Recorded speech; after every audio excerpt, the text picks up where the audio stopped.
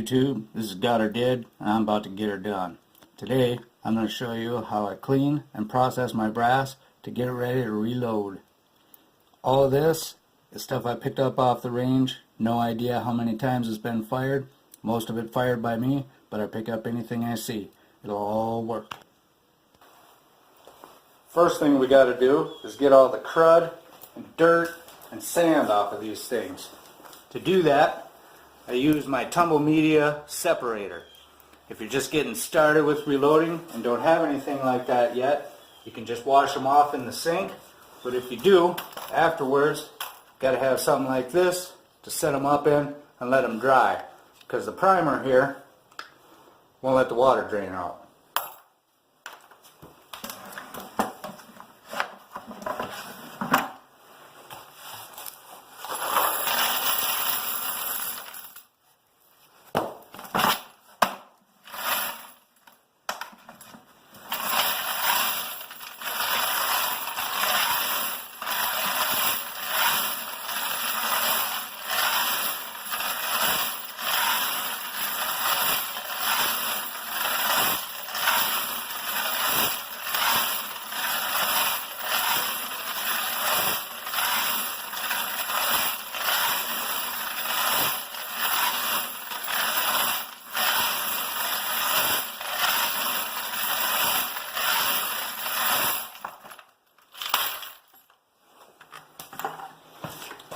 These weren't as dirty as I thought.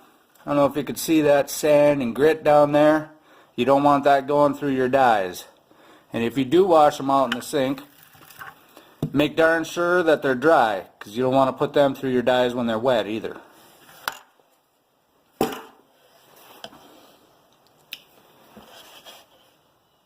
Now let's get them cleaned up nice.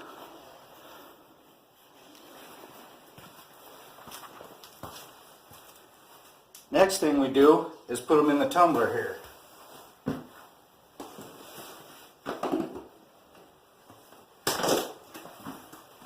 I have two different buckets of tumble media. One is for the dirty stuff that hasn't been sized and decapped yet. This is walnut. You can pick that up just about anywhere.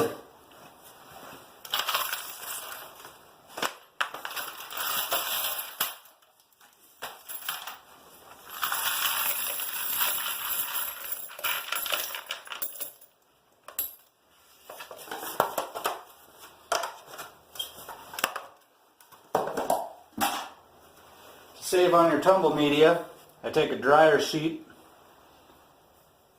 tear it in half. If you don't tear it at least in half, it likes to get wrapped around this here.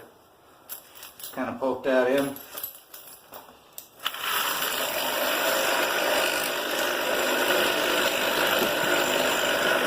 You can see here how she works. I'll shut this down, I'll put the lid on, I'll leave it for a couple hours. We'll come back and check on it. Well, let's see how they look.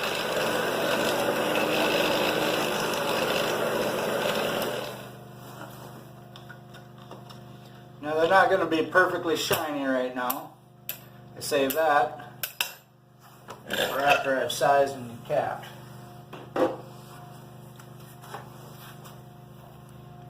They're pretty clean though.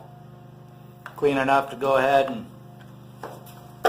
put through my dyes. Fabric sheet's got a little bit of a tint to it. Mostly just from the media though. I use these every time, so I don't give it much of a chance to get dirty.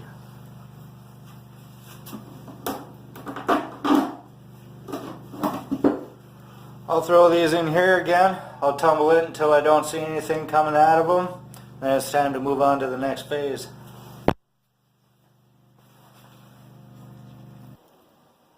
Well, here they are, ready to be resized.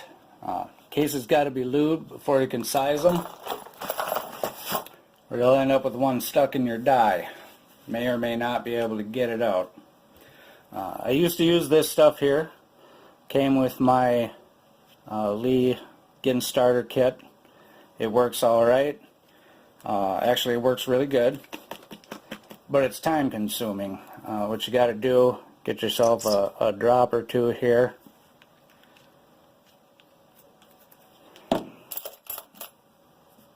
Grab your case, roll it in that lube, get some in the mouth. You don't want any on the outside. Up here though, it can hydraulic inside your die and causes dents. Near as I could tell, it doesn't hurt much. If you're an extreme accuracy reloader, you're going to care about that. If you're just trying to ring the steel at 100 yards or kill some squirrels, fox, whatever, you're not going to care much. In the die. Now that works just fine, but it's slow. Every single one of these has to be rolled in here. You can get away with only lubing the inside every fourth or fifth one, I think is what I used to do. But every single one of them's got to be rolled in that lube individually.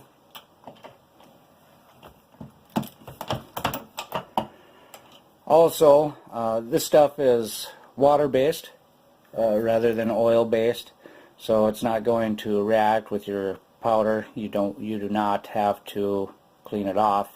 If you don't want to, you don't have to. Problem I found though, right about when I started casting, well, right after I started casting my own bullets, I had a lot of failures to feed in my rifle. They wouldn't go in all the way. Probably 1 out of every 4, 1 out of every 5. Thought it must be something wrong with the way I was casting, size of my bullets, something like that. Fought with it for weeks before I discovered that this stuff had built up just a little bit of residue on the bottom of my sizing die here. Let me turn this just a little bit. Right on the bottom of the die here. And was stopping the cases from going in all the way, and therefore the shoulders were not being pushed back as far as they're supposed to. So they weren't being sized right. Because of that, I looked for another kind of lube I could use and did a little bit of research on the internet and found that you can mix this stuff with heat, the stuff you put in your gas tank, and make your own lube. So I use about 1 ounce to 1.5 ounces of this mixed with a bottle of heat. You want the red heat. It's isopropanol. I believe they call it iso heat. You do not want the yellow stuff. That's methanol. It can absorb through your skin and the fumes are bad for you. The red stuff is safe. Squirt a little bit of this into here. I think this costed me around $8. The heat will cost you around $2. Mix it up in this bottle. It stays mixed.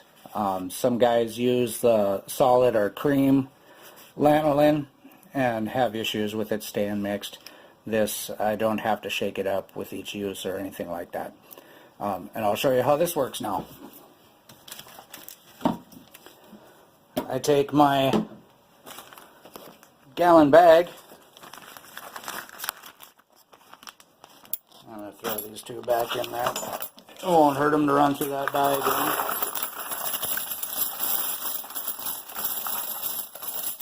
Fill in a few here.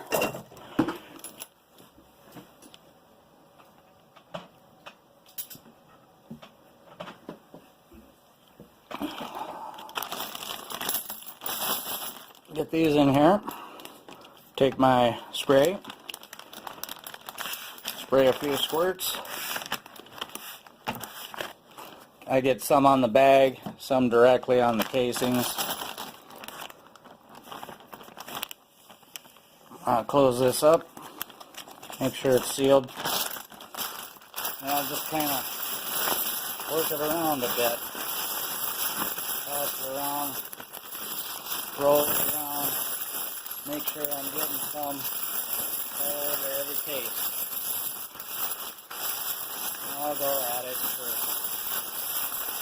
oh, until I get sick of it, I guess. Not very long.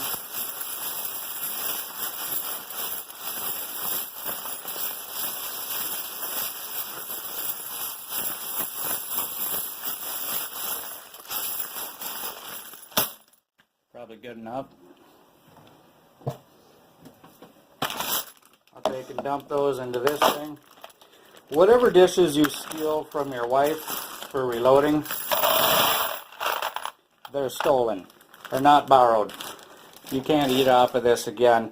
Lead comes in contact for various reasons. There's lead in the primers. The soot's nasty.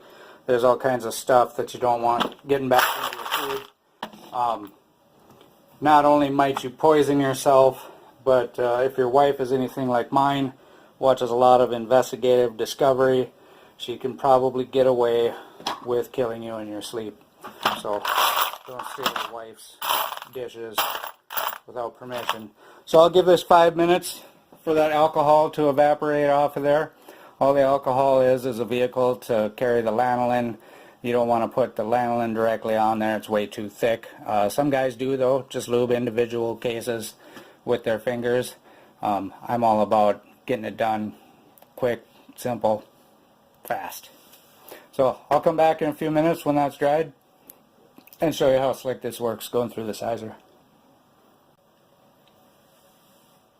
So now that alcohol is all evaporated, we can go ahead and size some of these. She goes pretty slick. Another great thing about this stuff is if I get interrupted or just get sick of it and need to walk away from this, I've left them sit here for as long as a week. I don't have to do anything special to it. Just go right back to sizing, pick up right where I left off. It doesn't dry up and become tacky or anything like that. That other stuff, that Lee stuff, you walk away from it for 5 minutes, it's all dried out, and you just wasted your drop or two.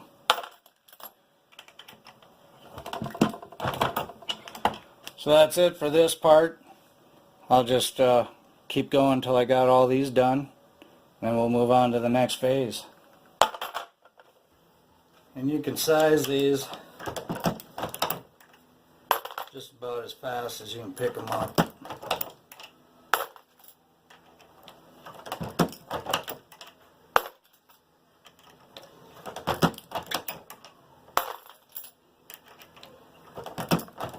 It's a world of difference between this and the way I used to do it. So here I have my sized brass in my stolen bowl with hot water, as hot as I can get it, and some dish soap.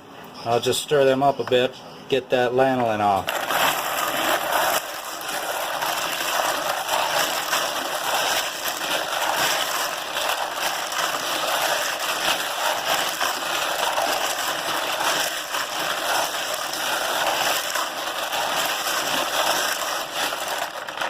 I'll rinse these off good, and I'll take them out, throw them in my powder coating oven out in the garage, making sure to keep well under 500 degrees, brass anneals at 500 degrees Fahrenheit. If you get it that hot, you can weaken it, and that's bad. So here's my powder coating oven. As you can see, some spilled powder coat there. You can easily scrape that off with a razor blade if it starts getting in the way of you seeing things. Here's my little wire mesh basket. It's just some hardware cloth that I bent into shape here. Toss these in here. Again, we want to stay under 500 but above boiling, because all we're trying to do is get rid of some water. I just kind of guess. I don't think it'll take that long. 40 minutes probably do at 350. You don't strictly have to wash them to get that lanolin off of there.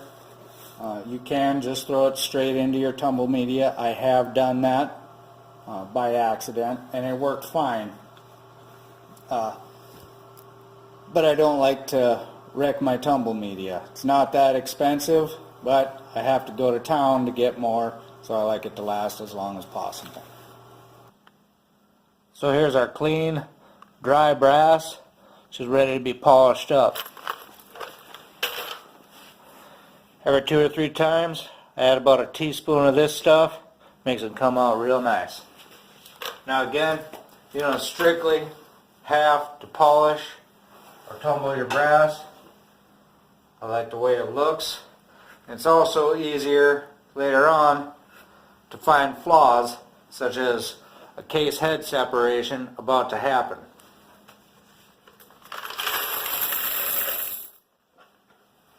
A case head separation is bad.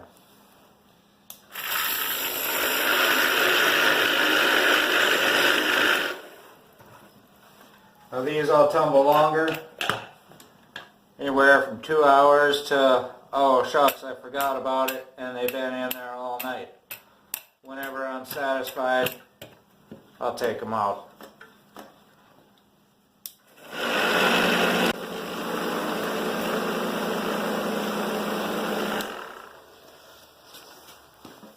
These were out here for, oh shucks, I forgot about them, and left them all night.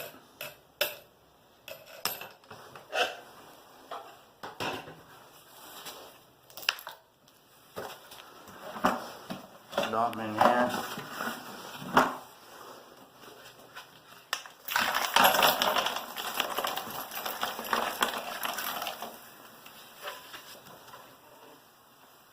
Even tearing these up,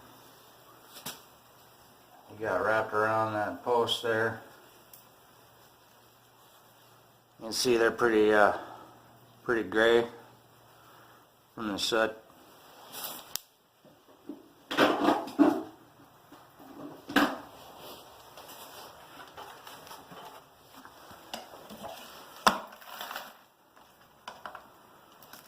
I'll just tumble these till I don't see anything coming out.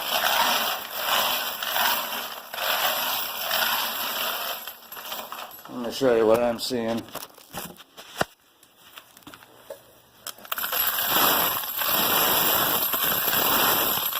that down in this area here? You can see where it's coming out. And I just keep going till I don't see it anymore.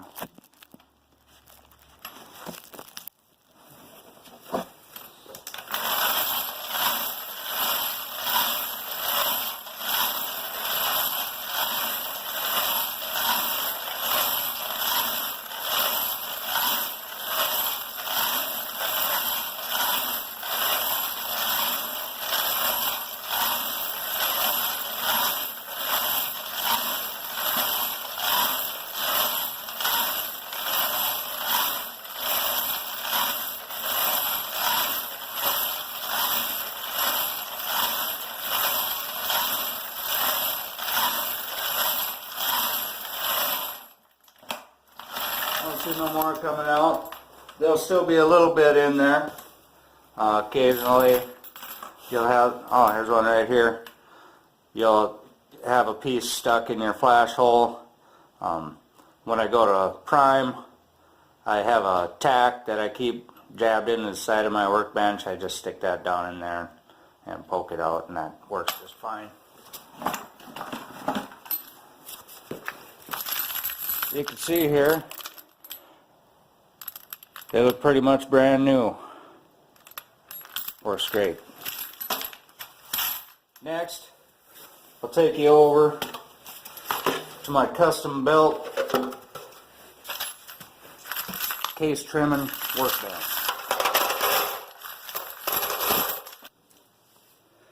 Here we are at my super high tech and customized Amazon.com brand case trimming workbench. This here is the customization. First thing I do just sort them by length. I find that some of the cases I pick up are shorter than my trimmer trims.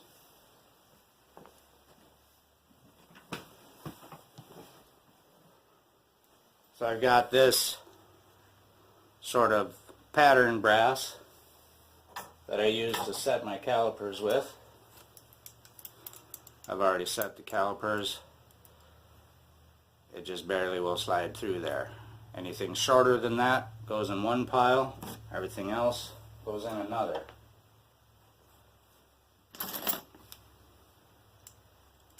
And right through.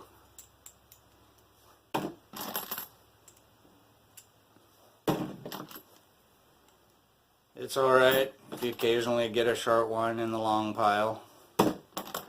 You'll notice it right away when you go to trim it, and you just throw it back in with the shorties. Reason the trimming is important is if you need to flare and or crimp, you can't do that consistently unless your cases are a consistent length. I load a lot of cast bullets. I need to flare in order to seat those without shaving any lead off. With my jacketed bullets, I do not flare. I chamfer the case, and I do not crimp for the 223.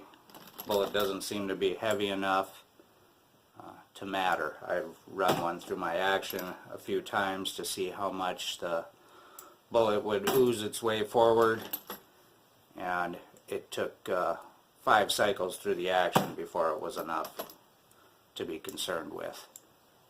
So all these short ones will end up in a container where I only load jacketed bullets in them.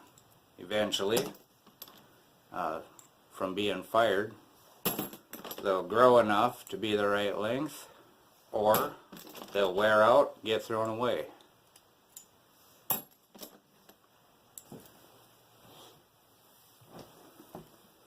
To clarify, I never throw brass in the garbage. Any worn out brass goes back to the range and into their recycling bucket. That's where I got a lot of it from, so that's where it goes back to.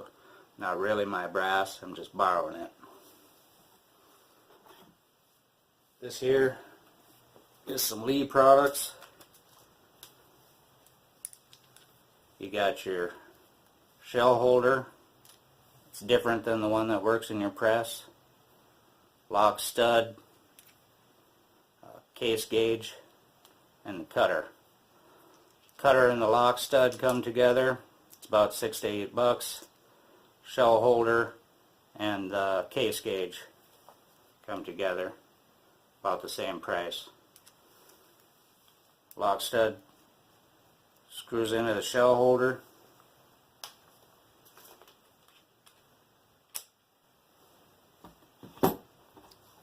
That's what my customization is for there. Put your case in, tighten her down.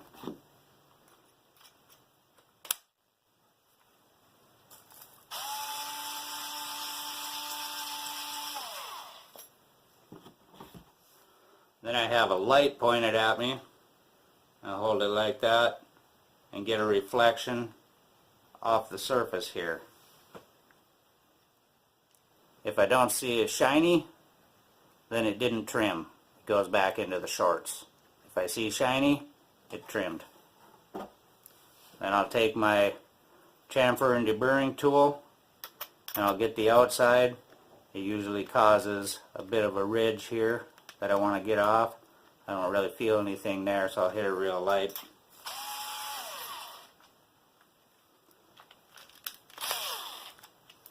Into the pile.